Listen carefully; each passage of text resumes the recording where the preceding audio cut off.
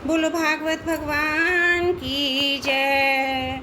एकादशी स्कंद 26वां अध्याय पुरुरवा की वैराग्य युक्ति। भगवान श्री कृष्ण कहते हैं, उद्धव जी, यह मनुष्य शरीर मेरे स्वरूप ज्ञान की प्राप्ति का, मेरी प्राप्ति का मुख्य साधन है। इसे पाकर जो मनुष्य सच्चे प्रेम से मेरी भक्ति करता है, वह अंतकरण में स्थित हो आनंद स्वरूप परमात्मा को प्राप्त हो जाता है। जीवों को सभी योनियाँ, सभी गतियाँ त्रिगुणमयी है। जीव ज्ञान निष्ठा के द्वारा उनसे सदा के लिए मुक्त हो जाता है। सतरजव और गुण को नहीं दिख रहे, वे वास्तविक नहीं है, माया मात्र हैं। ज्ञान हो जाने के बाद पुरुष उनके बीच में रहने पर भी, उनके द्वारा व्यवहार करने पर भी उनसे बनता नहीं। इसका कारण यह है कि उन गुणों की वास्तविक सत्ता ही नहीं। साधारण लोगों को इस बात का ध्यान रखना चाहिए कि जो लोग विषयों के सेवन उदर पोषण में ही लगे हुए हैं, उन असत पुरुषों का संग कभी ना करें, क्योंकि उनका अनुगमन करने वाले पुरुष की वैसी दुर्दशा होती है जैसे अंधे के सहारे चलने वाले अंधे की। उसे तो घोर अंधकार में ही भटकना पड़ता है। उद्धव जी, पहले तो परम यशस्वी सम्राट इलानंदन पुरुरवा उर्वशी के विरह से अत्यंत बेसुध हो गया था। पीछे शोक हट जाने पर उसे बड़ा वैराग्य हुआ। तब उसने ये गाथा गाई, राजा पुरुरवा नग्न हो पालक की भांति अपने को छोड़कर भागती उर्वशी के पीछे अत्यंत बैल होकर दौड़ने लगा।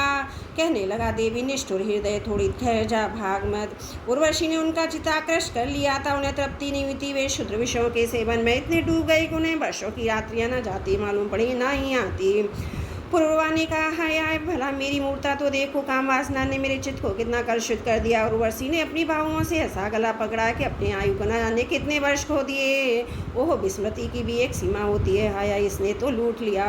सूर्य अस्त हो गया था, उदित हुआ। वह जान गया, इसे बड़े खेद की बात है कि बहुत से वर्षों से दिन पर दिन बीतते गए, मुझे मालूम तक ना पड़ा।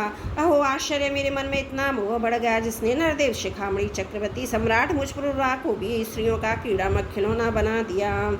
देखो, मैं प्रजा को मर्यादा में रखने वाला सम्राट हूँ। वह मुझे मेरे राजपाट को तिनके की तरह छोड़कर जाने लगी और मैं पागल होकर दड़ंगोता भी लगता उस स्त्री के पीछे दौड़ पड़ा। हाय हाय, मेरी कोई जीवन है। मैं गधे की तरह दुलहत्ती सहकर भी स्त्री के पीछे पीछे दौड़ता रहा। फिर मुझ में प्रभाव तेज स्वामित्व तो भला कैसे रह सकता है।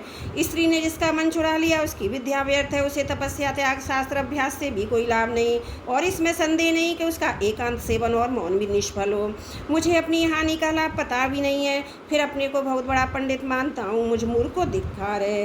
हाय हाय, मैं चक्रवर्ती सम्राट होकर भी गधे और बैल की तरह स्त्री के फंदे में फंस गया। मैं वर्षों तक उर्वशी के होठों की मदिरा पीता रहा, पर मेरी काम वासना तृप्त न हुई। सच है, आहुतियों की अग्नि की तृप्ति हुई है।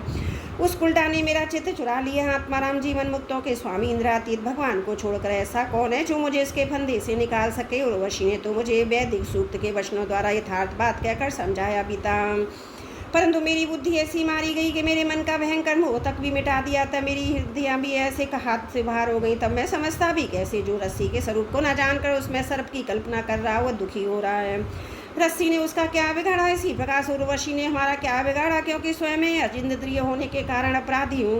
कहाँ तो यह मैला कुचैला दुर्गंध से भरा अपवित्र शरीर और सुकुमारता, पवित्रता, सुगंध आदि पुष्पोचित गुण, परंतु मैंने अज्ञानवश सुंदरता में सुंदर का आरोप कर लिया। यह शरीर माता पिता का सर्वस्व है, अथवा पत्नी की संपत्ति, यह स्वामी की मोल तो ली हुई है, आग का ईंधन है। कुत्तियों गायों को भोजन इसने कहा, और स्वर्ग संबंधियों का बहुत सोचने विचारने पर कोई निश्चय नहीं किया।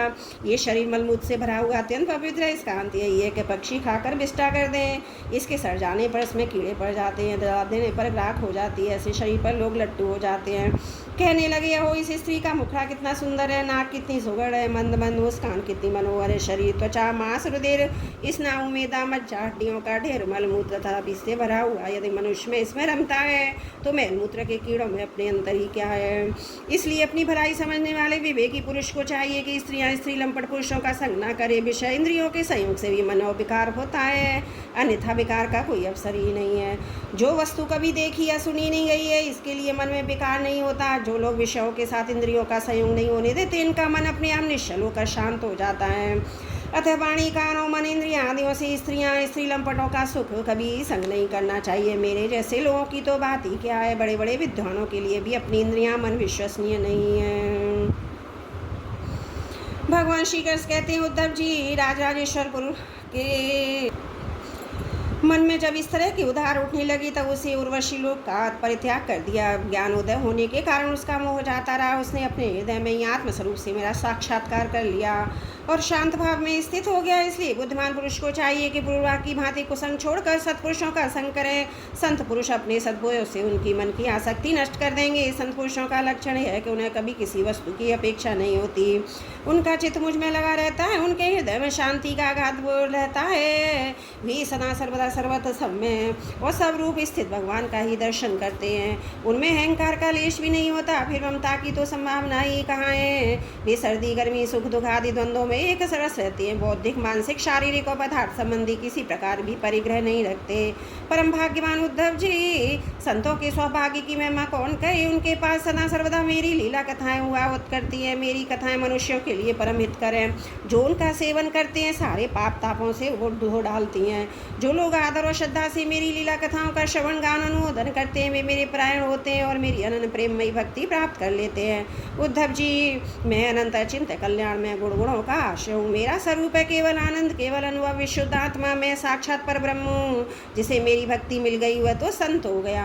अब उसे कुछ भी पाना शेष नहीं। उनकी तो बात ही क्या है। जिसने उन संत पुरुषों की शरण ग्रहण कर ली है उसकी भी कर्म जड़ता संसार भय अज्ञान सर्वदा निवृत्त हो जाते हैं।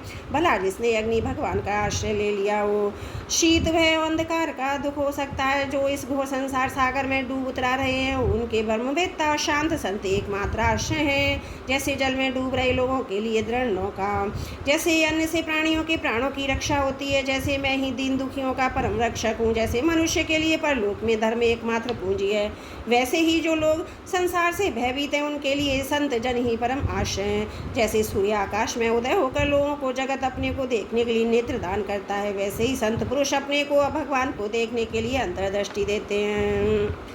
संत अनुग्रहशील देवताएं, संत अपने हितैषी स्वद हैं, संत अपने प्रियतम आत्माएं और अधिक क्या कहूँ, स्वयं मैं ही संत के रूप में विद्यमान हूँ। प्रिय उद्धव, आत्म साक्षात्कार होते ही लानंदन पूर्वा को उर्वशी के लोग की स्पृहा न रही। उसकी सारी आसक्तियाँ मिट गईं। वह आत्मा राम होकर स्वच्छंद रूप से इस पृथ्वी पर विचरण करने लगा। बोलो भागवत भगवान की जय। एकादश स्कंद 26वां अध्याय समाप्त। त्रुटियों के लिए क्षमा प्रार्थी हूँ। बोलो भागवत भगवान की जय। एकादश स्कंद 27वां अध्याय क्रिया योग का वर्णन। उद्धव जी ने कहा, भक्तवत्सल श्री कृष्ण, जिस समय क्रिया योग का आश्रय लेकर जो भक्तजन जिस प्रकार से जिस उद्देश्य से आपकी अर्चा पूजा करते हैं आप अपने उस आराधन रूप क्रिया योग का वर्णन कीजिए। देवर्षि नारद, भगवान व्यास देव और आचार्य बृहस्पति आदि बड़े बड़े ऋषि मुनि ये बात बार बार कहते हैं कि क्रिया योग द्वारा आपकी आराधना ही मनुष्यों के परम कल्याणकारी की साधना है। यह क्रिया योग पहले आपके मुखारविंद से निकला था। आप ही से ग्रहण करके इसे ब्रह्मा जी ने अपने पुत्र भृगु और महर्षि को और भगवान शंकर ने अपनी अर्धांगिनी भगवती पार्वती को उपदेश किया था। मर्यादा रक्षक प्रभु ये क्रिया योग ब्राह्मण क्षत्रिय आदि वर्णों ब्रह्मचारी गृहस्थ और आश्रमों के लिए भी परम कल्याणकारी है। मैं तो ऐसा समझता हूँ कि स्त्री शूद्र आदि के लिए भी यही सबसे श्रेष्ठ साधना पद्धति है। कमल नयन श्याम सुंदर, आप शंकर आदि जगदीश्वरों के भी ईश्वर हैं। मैं आपके चरणों का प्रेमी भक्त हूँ। आप कृपा करके मुझे कर्म बंधन से मुक्त करने वाली विधि बताइए। भगवान श्री कृष्ण कहते हैं, उद्धव जी, कर्मकांड का इतना विस्तार है कि उसको कोई सीमा नहीं है, इसलिए मैं तुम्हें थोड़े में ही पूर्वापरक्रम से विधि पूर्वक वर्णन करता हूँ। मेरी पूजा की 3 विधियाँ हैं, वैदिक, तांत्रिक और मिश्रित। इन तीनों में से मेरे भक्त को जो भी अपने अनुकूल जान पड़े उसी विधि से मेरी आराधना करनी चाहिए। पहले अपने अधिकार अनुसार शास्त्रोक्त विधि से समय पर यज्ञोपति संस्कार के द्वारा संस्कृत होकर ध्वजत्व प्राप्त करे। फिर श्रद्धा भक्ति के साथ वह किस प्रकार मेरी पूजा करे इसकी विधि तुम मुझसे सुनो। भक्ति पूर्वक निष्कपट भाव से अपने पिता और गुप्त रूप से परमात्मा की पूजा की सामग्रियों के द्वारा मूर्ति और वेदी में, अग्नि में, सूर्य में, जल में, हृदय में अथवा ब्राह्मण में चाहे किसी में भी आराधना करे। उपासक को चाहिए कि प्रातःकाल तत्वन करके पहले शरीर शुद्धि के लिए स्नान करे, फिर वैदिक और तांत्रिक दोनों प्रकार के मंत्रों से मिट्टी भस्म आदि का लेप करके पुनः स्नान करे। इसके पश्चात वेदोक्त संध्या वंदनादि नित्य कर्म करने चाहिए। इसके बाद मेरी आराधना का ही सुदृढ़ संकल्प करके वैदिक तांत्रिक विधियों से कर्म बंधनों से छुड़ाने वाली मेरी पूजा करे। मेरी मूर्ति 8 प्रकार की होती है, पत्थर की, लकड़ी की, धातु की, मिट्टी की, चंदन की आदि की, चित्रमयी, बालुकामयी, मनोमयी और मणिमयी। चल और अचल भेद से 2 प्रकार की प्रतिमा ही मुझ भगवान का मंदिर है। उद्धव जी, अचल प्रतिमा के पूजन में प्रतिदिन आह्वान और विसर्जन नहीं करना चाहिए। चल प्रतिमा के संबंध में विकल्प चाहे करे या चाहे ना करे। करे, परंतु बालुकामयी प्रतिमा में तो आह्वान और विसर्जन प्रतिदिन करना ही चाहिए। मिट्टी और चंदन की तरह चित्रमयी प्रतिमाओं को स्नान न करावे, केवल मार्जन कर दे, परंतु सबको स्नान कराना चाहिए। प्रसिद्ध पदार्थों से प्रतिमा आदि में मेरी पूजा की जाती है, परंतु जो निष्काम भक्त है वह नासी प्राप्त पदार्थों से और भावना मात्र से ही हृदय में मेरी पूजा करे। उद्धव जी, स्नान वस्त्र आभूषण आदि जो पाषाण अथवा धातु की प्रतिमा के पूजन में ही उपयोगी हैं, भालुकामयी मूर्ति तथा मिट्टी की वेदी में पूजा करनी चाहिए, जो उसमें मंत्रों के द्वारा अंग और उसके प्रधान देवताओं की था स्थान पूजा करनी चाहिए। तथा अग्नि में पूजा करनी हो तो घृत मिश्रित हवन सामग्रियों से आहुति चाहिए। सूर्य को प्रतीक मान कर की जाने वाली उपासना में मुख्यतः अर्घदान उपासना की है प्रिय। जल में तर्पण आदि से मेरी उपासना करनी चाहिए। जब कोई भक्त हार्दिक श्रद्धा से जल चढ़ाता है तब मैं उसे बड़े प्रेम से स्वीकार करता हूँ। यदि कोई भक्त मुझे बहुत सी सामग्री निवेदन करे तो भी मैं उसे असंतुष्ट नहीं होता। जब मैं भक्ति श्रद्धा पूर्वक समर्पित जल से ही प्रसन्न हो जाता हूँ तब गंध पुष्प दीप और नैवेद्य आदि वस्तुओं के समर्पण से ही तो क्या कहना। उपासक पहले पूजा की सामग्री इकट्ठी कर ले, फिर इस प्रकार कुश बिछाए कि उसके अगले भाग पूर्व की ओर रहे। तदंतर पूर्व या उत्तर की ओर मुंह करके पवित्रता से उन कुशों के आसन पर बैठ जाए। यदि प्रतिमा अचल है तो उसके सामने बैठना चाहिए। इसके बाद पूजा कार्य प्रारंभ करे।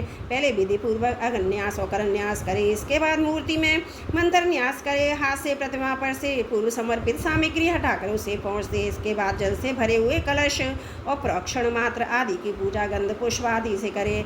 प्रोक्षण पात्र के जल से पूजा सामग्री अपने शरीर का प्रोक्षण कर ले। तदंतर पाद अर्घ आचमन के लिए 3 पात्रों में कलश में से जल भर कर रख ले। उनमें पूजा पद्धति के अनुसार सामग्री डाले।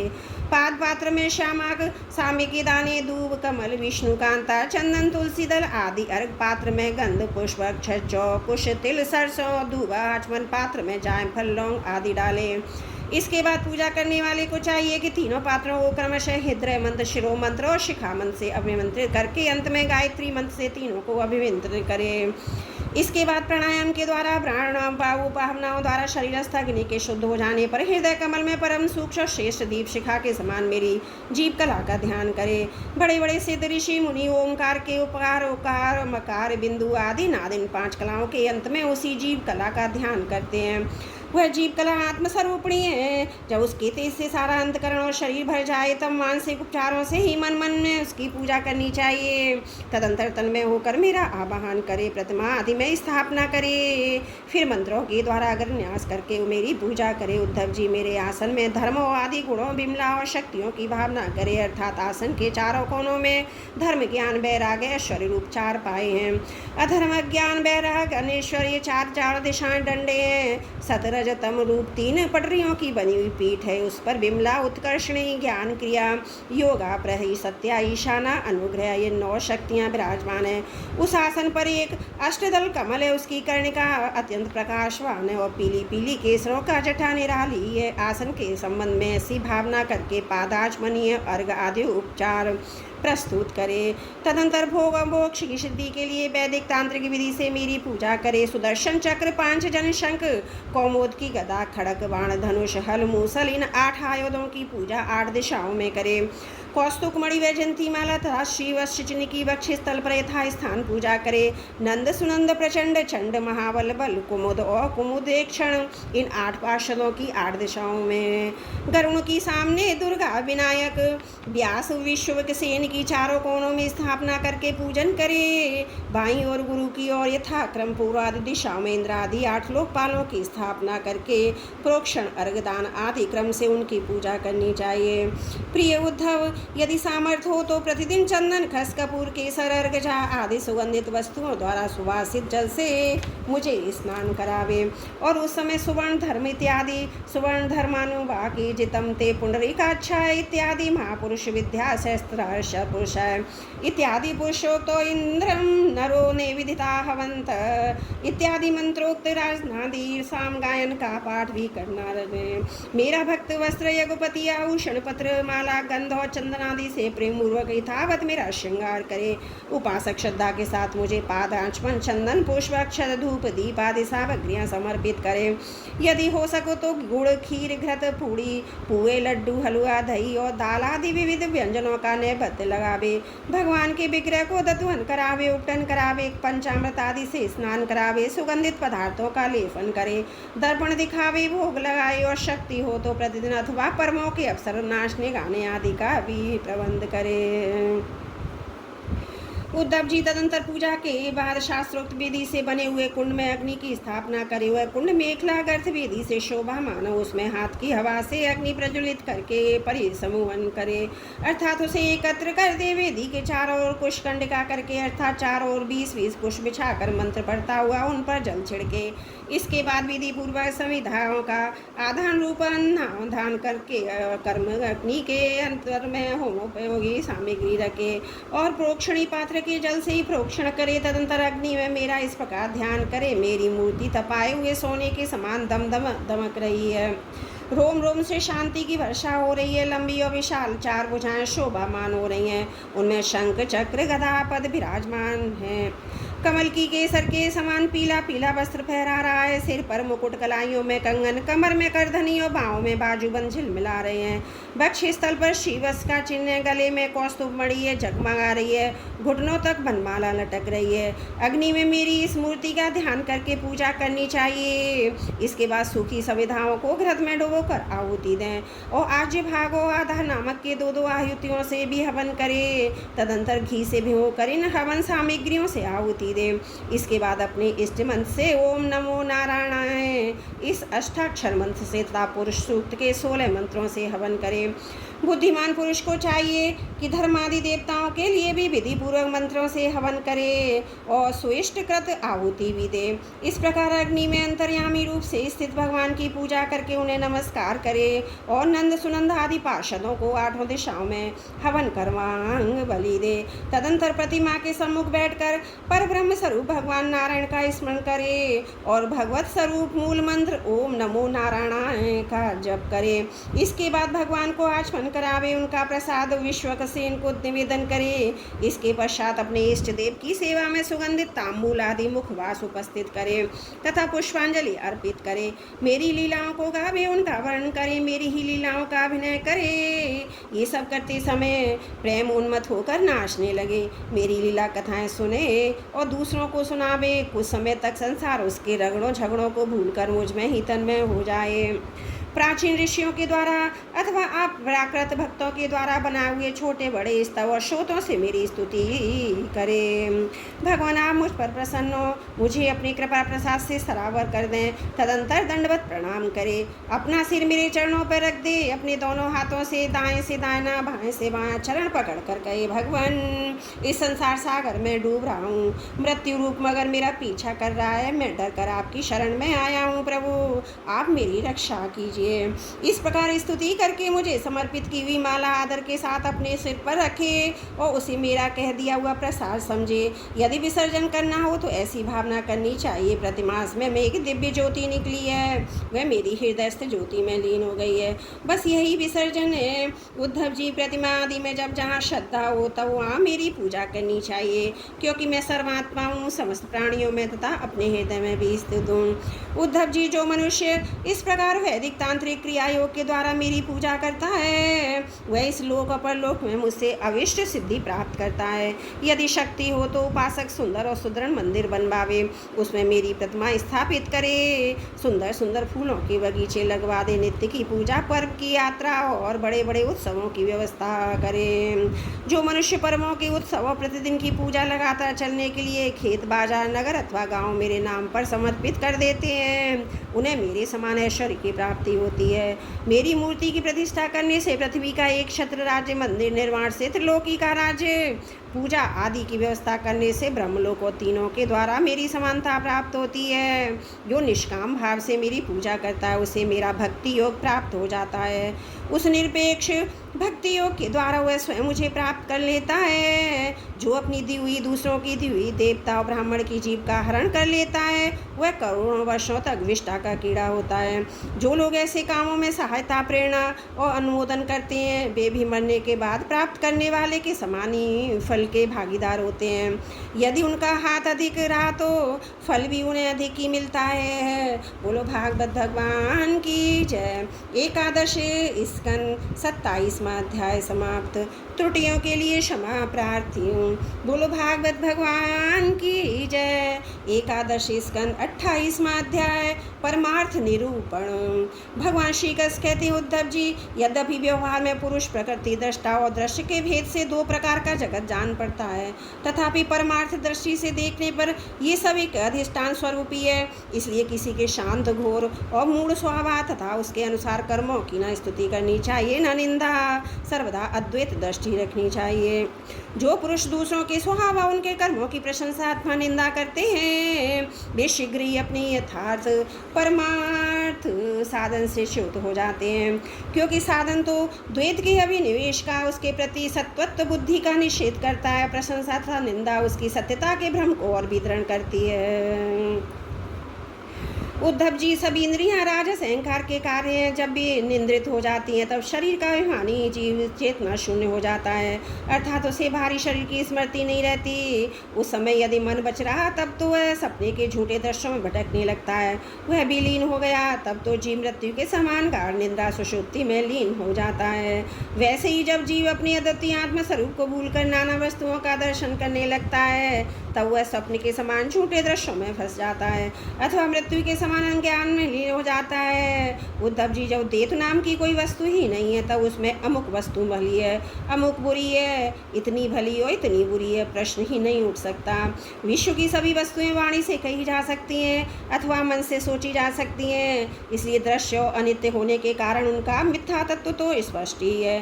परछाई प्रतिध्वनि है, सीपी आदि में चांदी आदि के आवास यद्यपि जो सर्वदा मिथ्या, परंतु उनके द्वारा मनुष्य के हृदय में भय, कंप आदि का संचार हो जाता है। वैसे ही देह आदि सभी वस्तुएं तो सर्वदा मिथ्या ही, परंतु जब तक ज्ञान के द्वारा उनकी असत्यता का बोध नहीं हो जाता, उनकी आंतरिक निवृत्ति नहीं हो जाती, तब तक ये भी अज्ञानियों की भयभीत करती रहती हैं। उद्धव जी, जो कुछ भी प्रत्यक्ष या परोक्ष वस्तु है वह आत्मा ही है, वही सर्वशक्तिमान भी है। जो कुछ विश्व सृष्टि प्रतीत हो रही है इसका ही निमित्त कारण तो है ही, उपादान कारण भी है, अर्थात वही विश्व बनता है, वही बनाता भी है, वही रक्षक है और रक्षित भी वही है। सर्वात्मा भगवान ही इसका संहार करते हैं, जिसका संहार होता है वह बेही है। अवश्य व्यवहार दृष्टि से देखने पर आत्मा इस विश्व से भिन्न है, परंतु आत्मदृष्टि से उसके अतिरिक्त और कोई वस्तु ही नहीं है। इसके अतिरिक्त जो कुछ प्रतीत हो रहा है उसका किसी भी प्रकार निवर्चन नहीं किया जा सकता। अनिवर्चनीय तो केवल आत्मस्वरूप ही है, इसलिए आत्मा में सृष्टि, स्थिति, संहार, आध्यात्म, आदिदेव और अधिभूत, ये तीन प्रकार की प्रतीतियां सर्वदा निर्मूल ही है। ना होने पर भी ये प्रतीति हो रही है। ये सतरज और तम के कारण प्रतीत होने वाली दृष्टा, दर्शन, दृश्य आदि की त्रिविधता माया का खेल है। उद्धव जी, तुमने मैंने ज्ञान और विज्ञान की उत्तम स्थिति का वर्णन किया है। जो पुरुष मेरे इन वचनों का रहस्य जान लेता है वह ना तो किसी की प्रशंसा करता है ना किसी की निंदा। वह जगत में सूर्य के समान संभाव से विचरता रहता है। प्रत्यक्ष अनुमान, शास्त्र, आत्मानुभूति और सभी प्रमाणों में सिद्ध है कि जगत उत्पत्ति विनाशशील होने के कारण अनित्य एवं असत्य है। ये बात जानकर जगत में असंग भाव से विचरना चाहिए। उद्धव जी ने पूछा, भगवान, आत्मा है दृष्टा और देह है दृश्य, आत्मा स्वयं प्रकाश है और देह है जड़। ऐसी स्थिति में जन्म मृत्यु रूप संसार न शरीर को हो सकता है न आत्मा को, परंतु इसका होना भी उपलब्ध होता है। तो वह होता किसे है? आत्मा तो अविनाशी, प्राकृत, अपराकृत गुणों से रहित, शुद्ध, स्वयं प्रकाश और सभी प्रकार के आवरणों से रहित है। शरीर विनाशी, सगुण, अशुद्ध प्रकाश में आवृत है। आत्मा अग्नि के समान प्रकाश में है। शरीर काठ की तरह चेतन है, फिर ये जन्म मृत्यु रूप संसार है किसे? भगवान श्री कृष्ण ने कहा, वस्तुतः प्रिय उद्धव, संसार का अस्तित्व नहीं है, तथापि जब तक देह, इंद्रिय और प्राणों के साथ आत्मा की संबंध भ्रांति है तब तक अविवेकी पुरुष को ये सत्य सा स्फुरित होता है जैसे स्वप्न में अनेकों विपत्तियां आती हैं पर वास्तव में भी नहीं, फिर भी स्वप्न टूटने तक उनका अस्तित्व नहीं मिटता। वैसे ही संसार के नाना होने पर भी उसमें प्रतीत होने वाला विषयों का चिंतन करते रहते हैं। उनके जन्म मृत्यु संसार की निवृत्ति नहीं होती। जब मनुष्य स्वप्न देखता रहता है तब नींद टूटने के बाद बड़ी बड़ी विपत्तियों का सामना करना पड़ता है, परंतु जब उसकी नींद टूट जाती है, वह जग पड़ता है, तब तो ना तो स्वप्न की विपत्तियां रहती हैं ना उसके कारण होने वाले मोह आदि विकार। उद्धव जी अहंकारी शोक हर्ष भय क्रोध लोभ मोह स्पृहा और जब मृत्यु का शिकार बनता है। आत्मा से तो इसका कोई संबंध नहीं है।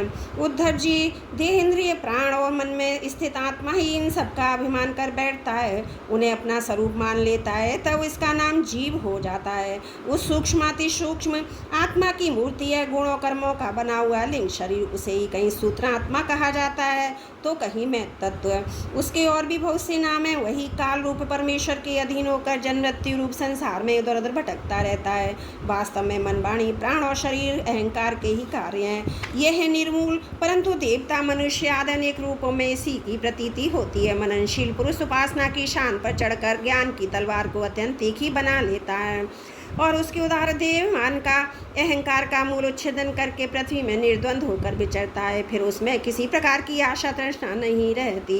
आत्मा और अनात्मा के स्वरूप को पृथक पृथक भली भांति समझ लेना ही ज्ञान है, क्योंकि विवेक होते ही द्वैत का अस्तित्व मिट जाता है। उसका साधन तपस्या के द्वारा हृदय को शुद्ध करके वेदादि शास्त्रों का श्रवण करना, उनके अतिरिक्त शवानुकूल युक्तियाँ, महापुरुषों के उपदेश और उन दोनों से अवरुद्ध स्वापरानुमूति भी प्रमाण है। सबका सार यही निकलता है कि संसार के आदि में जो था और अंत में जो रहेगा, जो इसका मूल कारण है, प्रकाशक है, वही अद्वितीय उपाधि शून्य परमात्मा बीच में भी है। इसके अतिरिक्त और कोई वस्तु नहीं है। उद्धव जी, सोने से कंगन कुंडल आदि से आभूषण बनते हैं, परंतु जब ये गहने नहीं बने थे तब भी सोना था, और जब नहीं रहेंगे तब भी सोना ही रहेगा।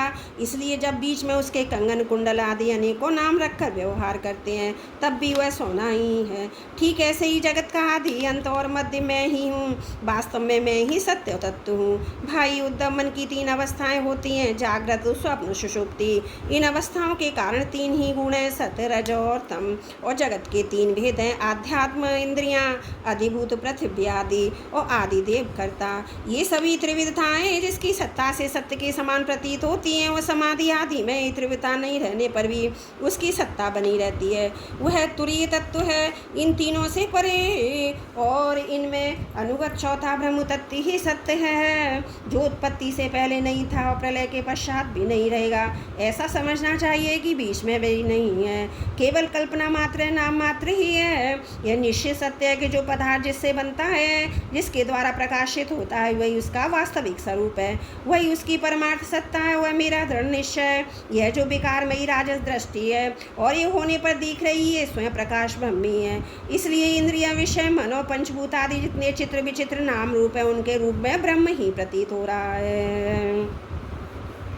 ब्रह्म विचारक के साधन है श्रवण मनन, निंद्या वासन और स्वानुभूति। उसमें सहायक है आत्मज्ञानी गुरुदेव। इनके द्वारा विचार करके स्पष्ट रूप से देहादि अनात्म पदार्थों का निषेध कर देना चाहिए। इस प्रकार निषेध के द्वारा आत्म विषयक संदेहों को छिन्न भिन्न करके आनंद स्वरूप आत्मा में ही मगन हो जाए, सब प्रकार की विषय वासनाओं से रहित हो जाए। निषेध करने की प्रक्रिया है कि पृथ्वी का विकार होने के कारण शरीर आत्मा नहीं है, इंद्रिय उनके अधिष्ठान देवता, प्राण, वायु, अग्नि, मन भी आत्मा नहीं है, क्योंकि इनका धारण पोषण शरीर के समान ही अन्य के द्वारा होता है। बुद्धि, चित्त, अहंकार, आकाश, पृथ्वी, शब्द आदि विषय और गुणों की समयावस्था प्रकृति भी आत्मा नहीं है, क्योंकि ये सब के सब दृश्य एवं जड़ हैं। उद्धव जी, जिसे मेरे स्वरूप का भली भांति ज्ञान हो जाता है, उसकी वृत्तियाँ, इंद्रियाँ यदि समाहित रहती हैं तो उसे उनसे भी लाभ क्या है?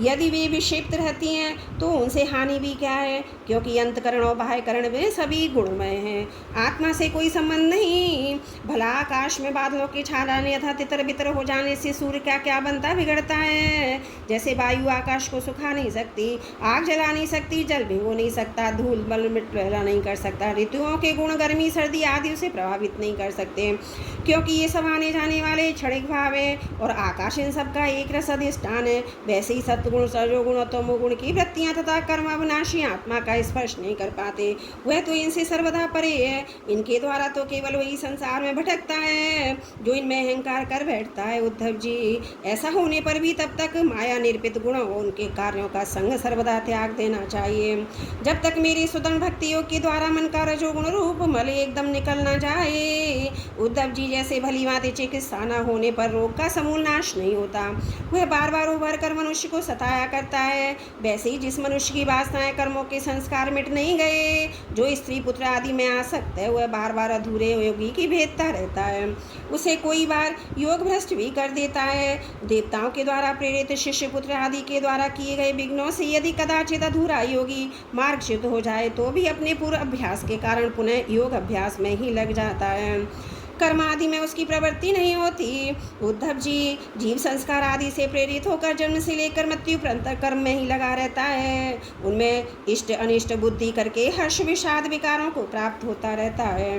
परंतु जो तत्व का साक्षात्कार कर लेता है वह प्रकृति में स्थित रहने पर भी, संस्कार अनुसार कर्म होते रहने पर भी उनमें इष्ट अनिष्ट बुद्धि करके हर्ष विषाद आदि विकारों से युक्त नहीं होता, क्योंकि आनंद स्वरूप आत्मा के साक्षात्कार से ही उसकी संसार संबंधी सभी आशा तृष्णाएं पहले ही नष्ट हो चुकी होती हैं। जो अपने स्वरूप में स्थित हो गया है उसे इस बात का पता ही नहीं रहता कि शरीर खड़ा है, बैठा है, चल रहा है, सो रहा है, मलमूत्र त्याग रहा है, भोजन कर रहा है अथवा कोई स्वाभाविक कर्म कर रहा है, क्योंकि उसकी वृत्ति तो आत्मस्वरूप में स्थित ब्रह्माकार रहती है। यदि ज्ञानी पुरुष की दृष्टि में इंद्रियों के विविध बाह्य विषय जो कि असत हैं आते भी हैं तो उन्हें अपने आत्मा से भिन्न नहीं मानता, क्योंकि ये युक्तियाँ प्रमाणों स्वानुभूति से सिद्ध नहीं होते। जैसे नींद टूट जाने पर स्वप्न में देखे हुए जागने पर तिरोहित हुए पदार्थों को कोई सत्य नहीं मानता, वैसे ही ज्ञानी पुरुष भी अपने भिन्न प्रतीयमान पदार्थों को सत्य नहीं मानते। उद्धव जी, इसका अर्थ यह नहीं कि अज्ञानी ने आत्मा का त्याग कर दिया है, ज्ञानी उसको ग्रहण करता है। इसका तात्पर्य केवल यही है, अनेकों प्रकार के गुणों कर्मों से युक्त देह इंद्रिय आदि पदार्थ पहले अज्ञान के कारण ब्रह्मा और आत्मा से अभिन्न मान लिए गए थे, उनका विवेक नहीं था। अब आत्मदृष्टि होने पर अज्ञान उसके कार्यों की निवृत्ति हो जाती है, इसलिए अज्ञान की निवृत्ति अविष्ट है। वृत्तियों के द्वारा ना तो आत्मा का ग्रहण हो सकता है और न त्याग। जैसे सूर्योदय और मनुष्यों के नेत्रों के सामने से अंधकार का पर्दा हटा देते हैं, किसी नई वस्तु का निर्माण नहीं करते, वैसे मेरे स्वरूप का दृढ़ उपरोक्त ज्ञान पुरुष के बुद्धिगत अज्ञान का आवरण नष्ट कर देता है। वह इंद्र रूप से किसी वस्तु का अनुभव नहीं करता। उद्धव जी, आत्मा नित्य अपरोक्ष है, उसकी प्राप्ति नहीं करनी पड़ती, वह स्वयं प्रकाश है, उसमें ज्ञान आदि किसी प्रकार के विकार नहीं है, वह जन्म रहित है, अर्थात कभी किसी भी वृत्ति में आरूढ़ नहीं होता, इसलिए अप्रेमेय ज्ञान आदि के द्वारा उसका संस्कार भी नहीं किया जा सकता। आत्मा में देश काल वस्तुकृत परिच्छिन्न न होने के कारण अस्तित्व वृद्धि परिवर्तन ह्रास और विनाश उसका स्पर्श भी नहीं कर सकते। सबकी और सबके प्रकार की अनुभूतियाँ आत्मस्वरूप ही हैं। जब वो मनमानी हो आत्मा को अपना विषय समझ कर निवृत्त हो जाते हैं तब वही सजातीय विजातीय स्वगत वेद से शून्य एक अद्वितीय रह जाता है। व्यवहार दृष्टि से उसके स्वरूप का वाणी प्राण आदि के प्रवर्तक के रूप में निरूपण किया जाता है। उद्धव जी, अद्वितीय आत्मतत्व में अर्थहीन नामों के द्वारा विविधता मान लेना ही मन का भ्रम में अज्ञान है। सचमुच वह बड़ा मोह है, क्योंकि अपनी आत्मा की अतिरिक्त उस भ्रम का भी कोई अधिष्ठान नहीं है। अधिष्ठान सत्ता में अध्वस्वस्त की सत्ता है ही नहीं, इसलिए सब कुछ आत्मा ही है। बहुत से पंडिताभिमानी लोग ऐसा कहते हैं कि पंचमहाभूतिक द्वैत विभिन्न नामों रूपों के रूप में इंद्रियों के द्वारा ग्रहण किया जाता है, इसलिए सत्य है, परंतु यह तो अर्थहीन वाणी का आडंबर मात्र है, क्योंकि तत्वतः जो इंद्रियों की एक पृथक सत्या सिद्ध नहीं होती फिर वे किसी को प्रमाणित कैसे करेगी। उद्धव जी, यदि योग साधना पूर्ण होने के पहले ही किसी साधक का शरीर रोग आदि उपद्रवों से पीड़ित हो तो उसे इन उपायों का आश्रय देना चाहिए। गर्मी ठंडक आदि को आचंद्रमा सूर्य आदि की धारणा के द्वारा, बात आदि रोगों को वायु धारणा युक्त आसनों के द्वारा, ग्रह सर्पादिकृत विघ्नों की तपस्या मंत्र औषधि के द्वारा नष्ट कर देना चाहिए। काम क्रोध विघ्नों को मेरे चिंतन नाम संकीर्तन आदि के द्वारा नष्ट कर देना चाहिए तथा पतन की ओर ले जाने वाले दम्भ मद आदि विघ्नों को धीरे धीरे महापुरुषों की सेवा के द्वारा दूर कर देना चाहिए। कोई मनस्वी योगी विविध उपायों के द्वारा इस शरीर को सुदृढ़ व्यवस्था में स्थिर करके फिर अणिमा आदि सिद्धियों के लिए योग साधन करते हैं, परंतु बुद्धिमान पुरुष ऐसे विचार का समर्थन नहीं करते, क्योंकि यह तो एक व्यर्थ प्रयास है। वृक्ष में लगे हुए फल के समान इस शरीर का नाश तो अवश्य भावी है। यदि कदाचित बहुत दिनों तक निरंतर और आदरपूर्वक योग साधना करते रहने पर शरीर सुदृढ़ भी हो जाए तब भी बुद्धिमान पुरुष को अपनी साधना छोड़कर उतने में ही संतुष्ट नहीं करना चाहिए। उसे तो सर्वदा मेरी प्राप्ति के लिए संलग्न रहना चाहिए। जो साधक मेरा आशय लेकर मेरे द्वारा की हुई योग साधना में संलग्न रहता है, उसे कोई भी विघ्न बाधा डिगा नहीं सकती। उसकी सारी कामनाएं नष्ट हो जाती हैं, वह आत्मानंद की अनुभूति में मगन हो जाता है। बोलो भागवत भगवान की जय। एकादशी स्कंद 28वां अध्याय समाप्त। त्रुटियों के लिए क्षमा प्रार्थी हूँ।